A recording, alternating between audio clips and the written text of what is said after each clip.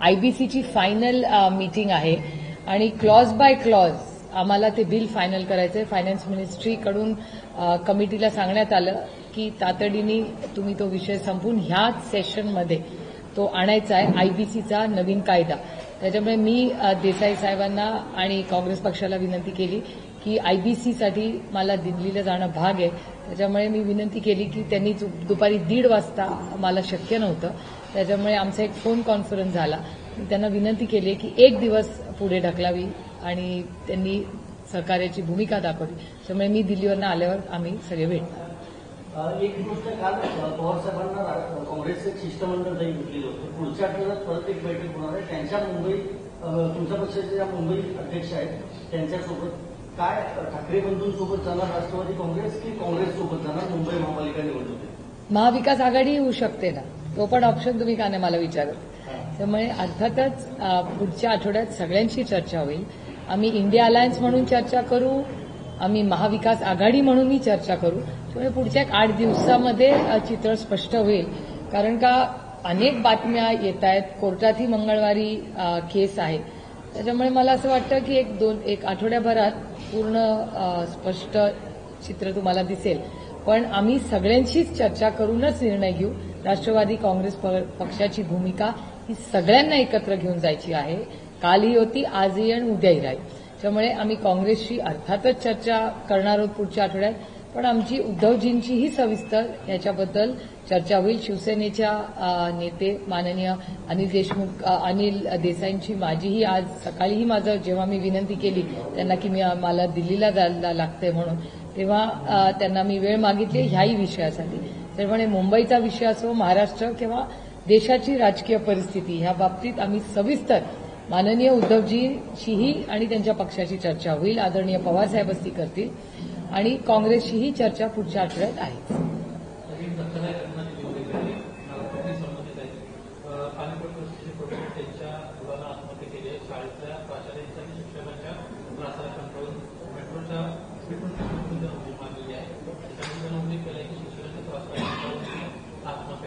ही अस्वस्थ आणि वेदना देणारी घटना आहे. अर्थातच मला वाटतं त्यांना अटकही झाली असं तुमच्या चॅनलवर दाखवण्यात आलं. पण वागणं आणि शिक्षकांनी किती टोकापर्यंत जायचं या सगळ्याची पारदर्शक इन्क्वायरी झाली पाहिजे आणि नवीन गाईडलाईन्स ही दिले गेले पाहिजेत किंवा एक रिड्रेसल सिस्टम. म्हणजे परवाच आम्ही एक महिलांच्या मीटिंगमध्ये जी महिला पत्रकारांचीच होती योगायोगाने, त्याच्यामध्ये मी जेव्हा गेले होते तेव्हा आम्ही एक प्रश्न विचारला की महिलांच्या प्रश्नासाठी सरकारने विशाखा कमिटीज कंपल्सरी केल्या होत्या, त्या खरंच होतात का, त्या किती स्ट्रेंथन आहेत, किती इम्प्लिमेंटेशन होतात. तसंच मुलांच्यासाठी काही रिड्रेसल सिस्टम किंवा शिक्षक असेल त्यांची काही कंप्लेन असेल तर काय सिस्टम, काय यंत्रणा आहे. न्यू एज्युकेशन पॉलिसी भारत सरकारने आणली आहे, तर त्याच्यात मूल हे केंद्रबिंदू ठेवून हा निर्णय न्यू एज्युकेशन पॉलिसीचा घेतला आहे. तर आम्हाला सगळ्यांना याचा जातीने लक्ष घालावं लागेल आणि अशी घटना कुठेही दुर्दैवी घटना आहे, धक्का देणारी घटना आहे, कुणाचं तरी मूल आहे. त्यामुळे ह्याची पारदर्शकपणे इन्क्वायरी झालीच पाहिजे आणि जे कोणी त्याच्यात गुन्हेगार असेल त्याला ही कठोर कठोर शिक्षा झाली पाहिजे. पालकांनी आंदोलन केलेलं आहे. ह्याची इन्क्वायरी तर शाळेने केलीच पाहिजे आणि मला असं वाटतं न्यू एज्युकेशन पॉलिसीमध्ये ह्या प्रक्रियेसाठी म्हणजे मेंटल हेल्थ इश्यूज आणि त्याबरोबर हे जे टॉर्चर वगैरे सारख्या घटना ज्या येतात त्याला अड्रेस कुठली शाळा कसं करते, म्हणून मी त्याला विशाखा कमिटीशी जॉईन करते की त्या दोन्ही सिमिलर सिच्युएशन म्हणजे हॅरेसमेंट ॲट वर्कप्लेस याच्यासाठी विशाखा कमिटी काढली. तशीच प्रत्येक शाळेमध्ये अशी यंत्रणा असली पाहिजे आणि नसेल तर मला असं वाटतं हे कंपल्सरी भारत सरकारने प्रत्येक शाळेत केलं पाहिजे.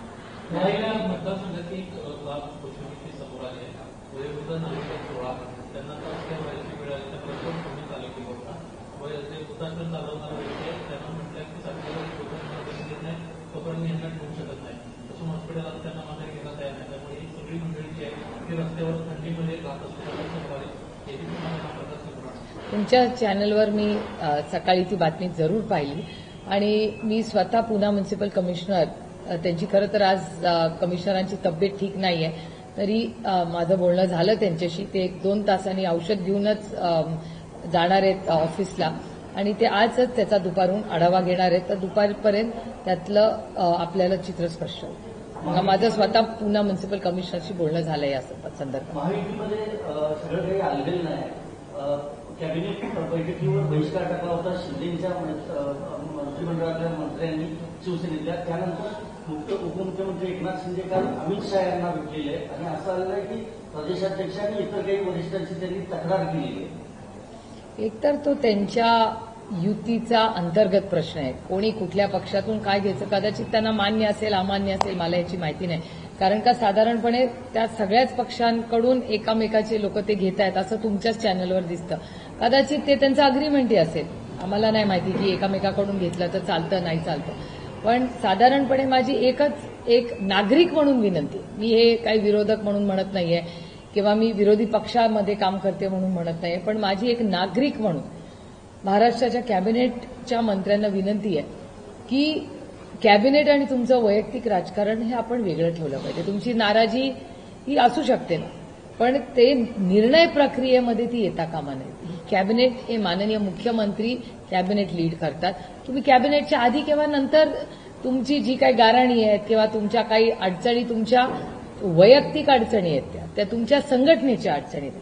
त्याच्यात गरीब कष्ट करणाऱ्या ज्या मराठी माणसांनी महाराष्ट्रातल्या माणसांनी तुम्हाला एवढं मोठं मॅन्डेट दिलं, 220 आमदार आहेत त्यांचे, तर एवढं मोठं मॅन्डेट असताना रुसवे फुगवे कसले हो? तुम्ही सेवेसाठी आलाय ना. मोदीजी म्हणतात ना की मी प्रधान सेवक आहे. मग हे खालपर्यंत पोहोचत नाही का मोदीजी जे शिकवतात दिल्लीमध्ये ते? हे आश्चर्य मला वाटतंय की मोदीजींना तुम्ही नेता मानताना मग मोदीजींचा थोडं तरी काहीतरी पर्क्युलेट खालीपर्यंत झालं पाहिजे शेवटच्या कार्यकर्त्यापर्यंत. नवाब पाटील यांच्यावर मुंबई महापालिकेची जबाबदारी राष्ट्रवादी काँग्रेसने दिली आहे. त्याबाबत भाजपनं गंभीर आरोप असलेल्या व्यक्तीवर ही जबाबदारी दिल्यामुळे इशारा दिलाय की हे योग्य पद्धत ही योग्य नाही अशी शक्यता. मला हे आश्चर्यही वाटतं दुःखही वाटतं. कारण का अनेक वर्ष नवाबबाईंनी आणि आम्ही एकत्र काम केलेले आहेत. माझे कालही आणि आजही आणि उद्याही कौटुंबिक संबंध त्यांच्यावर कालही होते आजही आहेत आणि उद्याही राहतील. नवाबबाईंनी काही केलं नाही, त्यांच्यावर खोटे नाटे आरोप झाले हे ते पहिल्या दिवसापासून सांगतायत. आणि त्यानंतर ज्या पद्धतीने आज तर त्यांचे मित्रपक्ष आहेत ना, ते मित्रपक्ष असताना मित्रपक्षावर तुम्हाला मित्रपक्ष म्हणून ते चालतात. जेव्हा पक्ष फोडले तेव्हा नवाबभाई यांना आमदार म्हणून चालले आणि आज जेव्हा संघटना मित्रपक्षाची संघटना वाढतीये तेव्हा नवाबबाईंवर हे आरोप करणं हे काही नैतिकता राहिली आहे का नाही? म्हणजे सोयीप्रमाणे माणूस गुन्हेगार. आता काशीनाथ भाऊचंच बघा ना. काशीनाथ भाऊ हे पालघरचे, महाविकास आघाडीचं सरकार असताना त्यांच्यावर आरोप प्रत्यारोप झाले, फार पोलीस स्टेशनपर्यंत गोष्ट गेली. काशीनाथ भाऊंवर नको नको ते आरोप भारतीय जनता पक्षाने केले आणि आज त्याच काशीनाथ भाऊंना जेव्हा पक्षप्रवेश घेतला मग काशीनाथ भाऊ गुन्हेगार आहेत का नाही याचं उत्तर भारतीय जनता पक्षाने द्यायचं. मी पहिल्यापासून म्हणतेय, मी पहिल्या दिवसापासून काशीनाथ भाऊच्या बाजूनी उभी राहिले की काशीनाथ भाऊंचा काहीही संबंध नाही त्या पालघरच्या केसशी. हे मी तेव्हाही म्हणत होते, आजही म्हणते. पण भारतीय जनता पक्ष तेव्हा त्यांना गुन्हेगार म्हणतो आणि आता स्वतःच्या सोयीच्या राजकारणासाठी आज त्यांना काशीनाथ भाऊ त्यांचा प्रवेश घेतला. नंतर टीका झाल्यानंतर त्यांनी त्याला स्थगिती दिली. हा कुठला न्याय? तुमच्याकडे एवढं मोठं होम डिपार्टमेंट आहे, काय करतोय पक्ष? आणि मला आश्चर्य एकच गोष्टीचं वाटतं की माझा एक भाबडा समज होता की भारतीय जनता पक्ष अतिशय सुसंस्कृत पक्ष आणि मी तो जवळून पाहिलेला आहे. अटलजींची भारतीय जनता पार्टी, अडवाणीजींची भारतीय जनता पार्टी, सुषमा स्वराजांचं नेतृत्व, सुषमाजी आणि अरुणजींना आजही आम्ही नेता मानतो जरी आम्ही वेगळ्या विचाराच्या पक्षात असलो तरी. अतिशय सुसंस्कृत नेतृत्व. काय झालंय त्या भारतीय जनता पक्षाला आज? अरे मतभेद असू शकतात पण त्या पक्षाकडे मी स्वतः खूप अपेक्षेने बघत होते. अरे विरोधक असलं म्हणून काय झालं, दिलदार विरोधक असला पाहिजे. एक अतिशय सुसंस्कृत तो पक्ष होता. पण आज रोज हेडलाईनमध्ये असतो तो पक्ष. आणि जी कल्चर भारतीय जनता पक्षात काल होतं हे मी खूप जड अंतःकरणाने म्हणते, ते आज नाही. कुठल्या कुठल्या प्रकारचे लोक त्या पक्षात घेत आहेत मलाही आश्चर्य वाटते की भारतीय जनता पक्ष आधी नव्हता, आता का असे म्हणजे कुठून हे लोक येतात, कसे होतात, आणि त्याचा सगळा डेटा तर तुमच्या चॅनलवर पारदर्शकपणे तुम्ही मांडता. त्याच्यामुळे भारतीय जनता पक्षाचं सत्तेमधला पक्ष एवढा मोठा मॅन्डेट असताना अशा बॅकग्राऊंडचे लोक जे ड्रग्जचे तस्कर असतील, अजून कुठले आरोप प्रत्यारोप, आणि आरोप सगळे भारतीय जनता पक्षानेच केलेले.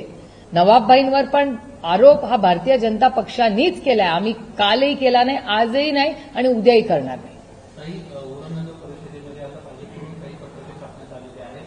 उर्दूमध्ये ही सगळी पत्रके छापण्यात आलेली आहेत. मुस्लिम मतदारांना आकर्षित करण्याचा त्यांच्याकडून प्रयत्न होतो. एकीकडे उर्दू शाळांना विरोधाने दुसरीकडे अशा पद्धतीने पत्रकं वाटून मतं मागण्याचा प्रयत्न होतोय. वारीस असतील किंवा काही सीट असतील देखील या संदर्भात ट्विट केलं. गंमत एका गोष्टीची आहे की काँग्रेस पक्षाला ज्या ज्या गोष्टी नको नको म्हणून भारतीय जनता पक्ष महाराष्ट्रात सत्तेवर आला, त्या सगळ्या गोष्टी ज्याच्यावर टीका भारतीय जनता पक्षाने केली, त्याच गोष्टी, तीच लोक, त्याच फॅमिली, तोच परिवारवाद, म्हणजे ज्या परिवारवादाबद्दल आम्हाला टीका केली असे 6 नगर अध्यक्ष तुमच्याच चॅनलनी दाखवलंय. माझा आरोप नाहीये, तुमच्या सगळ्या चॅनलची काल संध्याकाळची स्टोरी होती की भारतीय जनता पक्षाच्या 6, माझं चुकत असेल नंबर तर I am happy to correct it, पण 6 नगर परिषदेचे अध्यक्ष ज्या 6 महिला आहेत त्या तिथल्या स्थानिक आमदाराची आई, बायको किंवा वहिनी आहेत. तर परिवारवाद आम्ही करतो तेव्हा परिवारवाद, आणि ते करतात तेव्हा टॅलेंट. हा कसा न्याय मला सांग? आपलं ते बाबडे आणि दुसऱ्याचं ते कार्ट असं नाही ना. महायुतीमध्ये जो काही तेढ निर्माण झालेला आहे तो रवींद्र चव्हाण आणि श्रीकांत शिंदे यांच्या व्यक्तिगत वादाचा हा परिणाम आहे अशी चर्चा आहे महायुतीमध्ये. मला असं वाटत नाही. मला ऍक्च्युली मी काल हे जेव्हा मी तुमच्या सगळ्यांच्या चॅनलवर बघत होते ना, तेव्हा मी विचार करत होते भारतीय जनता पक्षाचे कुठल्या नेते दिल्लीवरनं आले होते आणि त्यांनी एक भाषण केलं होतं. कदाचित तुमच्याकडे तो डेटा असेल माझ्यापेक्षा, पण मला म्हणजे ते भाषण क्लिअरली आठवतं, पण ते कोणी केलं हे मला आठवत नाहीये. त्यांनी असं एक भाषण केलं होतं, मला वाटतं रवींद्र चव्हाणजीच जेव्हा त्यांनी जबाबदारी घेतली त्यांच्या वेळीच का त्याच्या आधी वेळेस, की भारतीय जनता पक्षाने असं काम केलं पाहिजे की मित्र पक्षांनीही तुमची येऊन कंप्लेन माझ्याकडे केली पाहिजे की हे काय चाललंय, इतक्या ताकदीने तुम्ही पक्षाचं काम केलं पाहिजे. हे कोण, म्हणजे नड्डाजी आले होते ते बोलले होते का कोण मला आता आठवत नाही, पण मी हे भाषण काढीन कारण का मला क्लिअरली आठवतं हे भाषण. आणि मी विचार करत होते तेव्हा की बापरे, हे मित्र पक्षांची ही कंप्लेन आली पाहिजे, हा तुमचं क्रेडिट असेल किंवा हे तुमचं मेडल असेल, इतकं तुम्ही संघटनेला ताकद दिली पाहिजे. जी त्यांच्या जागेवर ते बरोबर आहे. भारतीय जनता पक्षाचे जे कोण दिल्लीवरनं नेते ते आले होते ज्यांनी हे भाषण केले ते त्यांच्या जागेवर योग्य आहे, कारण का ते त्यांचा पक्ष वाढवायला उभे आहेत आणि त्याच्यात काही गैर नाही, प्रत्येकाला आपला पक्ष वाढवायचा असतो. त्याच्यामुळे ह्या सगळ्या प्रक्रियेमध्ये हे भाषण कोणी केलं हे मला क्लिअरली आठवतंय. त्याच्यामुळे कदाचित रवींद्र चव्हाणांना ट्रॉफी दिली जाईल या भाषणामध्ये. ते काय म्हणले होते त्यांचे नेते की तुम्ही पक्ष वाढवा, काही करा. आणि देवेंद्रजींचं एक भाषण मला आठवतंय, कुठेतरी मागच्या वेळेस त्यांनी केलं होतं ठाण्याच्या बाजूला कुठेतरी, की साम दाम दंडभेद, काही करा, लोकांना निवडून आणा आणि नाहीतर पक्ष वाढवा. हे त्यांचं भाषण मी कधीच विसरणार नाही. ज्या पद्धतीनं काल एकनाथ शिंदे आणि अमित शहा यांची भेट झाली, त्यात अमित शहांकडनं म्हणजे जी माहिती मिळते त्यानुसार अमित शहा असं म्हणाले की माझं लक्ष आहे महाराष्ट्रामध्ये नेमकं काय चाललेलं आहे आणि मित्रपक्ष किंवा सहयोगी पक्ष म्हणून तुमच्या कुठल्याही पद्धतीचा अन्याय होऊ देणार. त्या पद्धतीचा तक्रार एकनाथ शिंदे यांनी रवींद्र चव्हाण आणि भाजपच्या इतर नेत्यांची केलेली आहे. त्यावर त्यांचं वक्तव्य म्हणजे अमित शहा विरुद्ध देवेंद्र फडणवीस हा जो वाद आहे किंवा तो असल्याचं बोललं जातं. आपली काय नाही, मला नाही दुसरे काय घर में क्यों झाकू मैं. त्यांना त्यांच्या अंतर्गत निर्णय प्रक्रियेत काय चालत असतील, कारण का त्यांच्या तिन्ही पक्षात, म्हणजे तुम्हाला आठवत असेल तुमच्याच चॅनलवर तुम्ही दाखवलं होतं की सोलापूरमध्ये त्यांनी राष्ट्रवादी काँग्रेस पक्ष अजित पवारांच्या पक्षातून लोक घेतले. परवाच्या दिवशी बीडलाही तसंच केलं. त्याच्यामुळे कदाचित त्यांच्या त्या सगळ्या निर्णय प्रक्रियेत काय त्यांचं ठरलेलं आहे हे मला माहिती नाही. मला कसं माहिती असेल. त्यांनी एक पत्र दाखवलं, ते पत्र बॉटॅनिकल गार्डन यांनी जिल्हाधिकारी यांना दिलं होतं आणि त्यात संपूर्ण जमिनीची माहिती व्यवहारात सगळं प्रकरण कलेक्टरांना समजलं होतं. तर अंजली दमणे यांनी आरोप केलेला आहे की अजित दादांना सगळ्या गोष्टी माहिती होत्या, कारण ते पालकमंत्री आहेत आणि ऍक्च्युअली जर का कलेक्टर पालकमंत्र्यांना सगळ्या गोष्टी सांगत असतील तरी देखील अजित पवार यांनी माध्यमांशी खोटं सांगितलं आहे. अजित पवारांना सगळ्या गोष्टींची माहिती होती आणि पार्थ पवारांचे देखील आरोप केलेले आहेत की पार्थ पवार त्यावेळेस त्या ठिकाणी होते, त्यांचं लोकेशन काढा, त्या सगळ्या गोष्टी सुरू आहेत. तुम्ही नेमके याकडे कसं बघता? दादांचा राजीनामा घ्यावा अशी मागणी केली. हे बघा, ही लोकशाही आहे. प्रत्येकाला बोलायचा, मागणी करायचा अधिकार भारतरत्न डॉक्टर बाबासाहेब आंबेडकरांनी दिलेला आहे. त्याच्यामुळे त्या संविधानाप्रमाणे हा देश चालतो, कुणाच्याही मनमर्जीनी तो चालत नाही. त्याच्यामुळे अंजलीताईंना त्यांची प्रेस घेण्याचा, त्यांचे अधिकार मागण्याचा अधिकार संविधानानेच दिलेला आहे. आणि मला असं वाटतं या सगळ्या प्रश्नाची उत्तरं हे फक्त आणि फक्त माननीय मुख्यमंत्रीच देऊ शकतात. याचं कारण असं की पहिली सरकारकडून कॉमेंट कुणाची आली, ही माननीय मुख्यमंत्र्यांची आली आणि मुख्यमंत्र्यांच्या आदेशावरनच 30 दिवसाची इन्क्वायरी सुरू झाली आणि त्या इन्क्वायरीचा रिपोर्ट काय वगैरे तो पारदर्शकपणे होईल हे माननीय मुख्यमंत्री म्हणले. त्याच्यामुळे राज्याचे ते मायबाप सरकार आहे. त्याच्यामुळे मायबाप सरकारचे जे जबाबदार व्यक्ती आहेत ते माननीय मुख्यमंत्री आहेत. त्यामुळे हे सगळे जे प्रश्न तुम्ही मला विचारताय याची खरी उत्तरं फक्त त्यांनाच माहिती असेल. मुख्यमंत्री पदाचे 35 वर्ष लावलेले शपथ घेत आहेत नितीश कुमार. हो, ते नितीश कुमारजींना अर्थातच मनापासून खूप खूप शुभेच्छा. आणि त्यांच्या चेहऱ्यावरच एवढं मोठं मतदान हे सगळ्यांना झालेलं आहे. जे प्रेसवाले किंवा जे काही सर्व्हेज रिपोर्ट्स येत होते, हे बिहारचं इलेक्शन हे फक्त आणि फक्त नितीशजींच्याच नेतृत्वात सगळे लढलेले आहेत. त्याच्यामुळे हे जे काही गवित यश मिळालेलं आहे हे नितीश कुमारजींचं आहे आणि आज ते शपथ घेत आहेत 10व्यांदा. त्यांना मनापासून खूप खूप शुभेच्छा. अजित पवार यांच्या पक्षातलं मुंबईतलं नेतृत्व नवाब मलिक करताना दिसत आहे आणि भाजपचे मंत्री आशिष शेलार यांनी लोकमतला दिलेल्या एका मुलाखतीत ते असं म्हणाले की नवाब मलिक यांच्या नेतृत्वात असलेल्या राष्ट्रवादीबरोबर आम्ही निवडणूक लढणार नाही, त्यांच्या कुठली तडजोड होणार नाही. मुंबईत फक्त भाजप आणि शिवसेना, एकनाथ शिंदेची शिवसेना हेच निवडणूक लढणार. म्हणजे कुठेतरी नवाब मलिक यांच्यावरनं भाजपमध्ये पुन्हा एकदा भाजप आणि शिवसेना म्हणजे महायुतीमध्ये कुठेतरी एक अडचण निर्माण होताना नाही. मला काय आश्चर्य वाटत नाही, कारण का तुम्ही जर अमितभाईंचं भाषण तुमच्याच चॅनलवर दाखवतात. अमितभाई शाह काय म्हणले होते की ते एकटेच लढणार आहेत. हे अमितभाई शहानी 1 वर्षापूर्वी सांगितलं होतं. त्याच्यात नवीन काय? त्यामुळे मला काय आश्चर्य वाटत नाही. दुसरं, नवाबभाई यांना सिलेक्टिव्हली लागतं. नवाबभाई पहिल्या दिवसापासून म्हणतायत की मी काही चुकीचं केलं नाही. त्याच्यामुळे माझा त्यावेळेस आम्ही एकत्र होतो तेव्हा पण माझं तेच मत होतं, आजही तेच मत आहे आणि उद्याही नवाबभाईंबद्दल माझं तेच मत राहणार आहे. पण भारतीय जनता पक्षाने सिलेक्टिव्हली नवाबभाईंच्या बाबतीत दरवेळी स्टँड बदललेला आहे. जेव्हा राष्ट्रवादी काँग्रेस पक्ष त्यांनी भारतीय जनता पक्षाने फोडली तेव्हा त्यांना नवाबभाई चालले.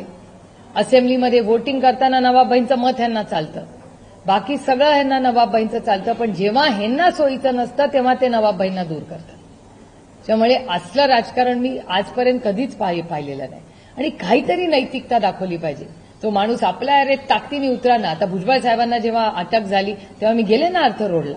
मला त्याच्यात काही वाटलं नाही, कारण का भुजबळ साहेब पहिल्या दिवसापासून म्हणत होते की मी काही केलं नाही. मी विश्वास ठेवला भुजबळ साहेबांवर आणि मला काही कमीपणा वाटला नाही ना. कोर्टात जायचा ना अर्थ रोड जेलवर जायचा.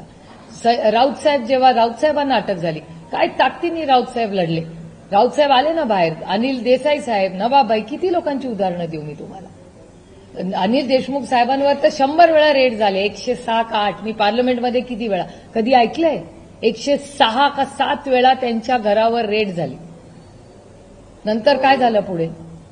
त्याच्यामुळे त्यांच्याच हे दुर्दैव आहे की भारतीय जनता पक्ष यंत्रणा कुटुंब उद्ध्वस्त होतात. कधीतरी त्या नवाबभाईंच्या, अनिल देशमुख साहेबांच्या, संजय राऊत साहेबांच्या, अनिल देशमुख साहेबांच्या कुटुंबाचा कधीतरी, भुजबळ साहेबांची नातवंड, सुना, लेकी यांचा कधीतरी विचार करा. माणुसकीच्या नात्याने गुन्हेगार आम्ही असलो ना तर आम्हाला फाशी द्या माझ्या सकट सगळ्यांना. पण नसेल तर यंत्रणा राजकीय लोकांचं आयुष्य उद्ध्वस्त करण्यासाठी आणि सोयीचं राजकारण करण्यासाठी हे खूप हानिकारक आहे. एक समाजासाठी हानिकारक आहे. त्यामुळे सिलेक्टिव्ह जे नवाबभाईंचा वापर करतात ना हे अतिशय दुर्दैवी आहे आणि मी त्याचा जाहीर निषेध करते. असलं गलिच्छ राजकारण आम्ही कधी केलं नाही आणि कधी करणारही नाही. संभाजीनगर शहरातला एक मुद्दा समोर आलेला आहे. महापालिकेचं इलेक्शन झालेलं नाही आपल्याला मागच्या राज्यातल्या आहे, पण संभाजीनगरमध्ये एक सुरू झालेली धुवा होता. अक्षरशः त्याला वाळवी लागलेली आहे. प्रशासनानं त्याकडे पूर्णपणे दुर्लक्ष केलं आहे. राज्यात महायुतीचं सरकार आहे. सगळेच राजकीय पक्ष शिवाजी महाराजांचं नाव घेतात, त्याकडे नाही, मला काही आश्चर्य वाटत नाही. कारण का इलेक्शन आलं की मी तुम्हाला एक छोटंसं उदाहरण देते. कालच मला एक पत्र आलंय, मला वाशिमवरनं एक पत्र आलंय. तुम्ही इंडिपेंडेंटली हे चेक करावं.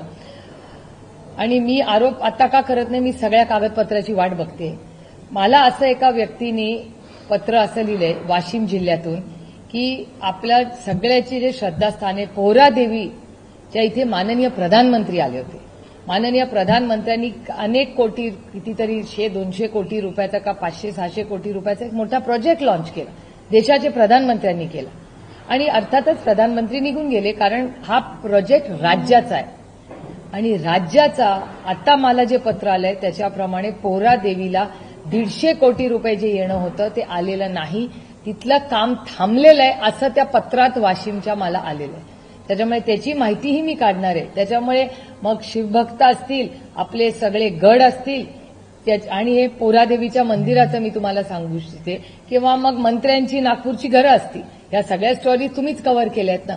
त्यामुळे महाराष्ट्र सरकारकडे जो निधीचा तुटवडा वारंवार ज्याची मी गेले 1.5-2 वर्ष महाराष्ट्र सरकारच्या आर्थिक परिस्थितीबद्दल केंद्रातही बोलले आणि इथेही बोलले की fiscal management is in a mess. या राज्यामध्ये जेवढा पैसा येतो आणि जेवढा खर्च होतो त्याच्यात प्रचंड तफावत आहे. त्याच्यामुळे हे राज्य आर्थिक अडचणीत आहे. पण संभाजीनगरबाबत मुख्यमंत्र्यांनी उपमुख्यमंत्र्यांनी लक्ष घ्यावं असं वाटतं. अर्थातच घातलं. माझ्या मंत्री आहेत ते. पक्ष फोडणं, घरं फोडणं, बाकी काय असलं एजन्सीचा वापर गैरवापर करण्याच्या पुढे थोडं प्रशासनाचं पण काम केलं पाहिजे ना.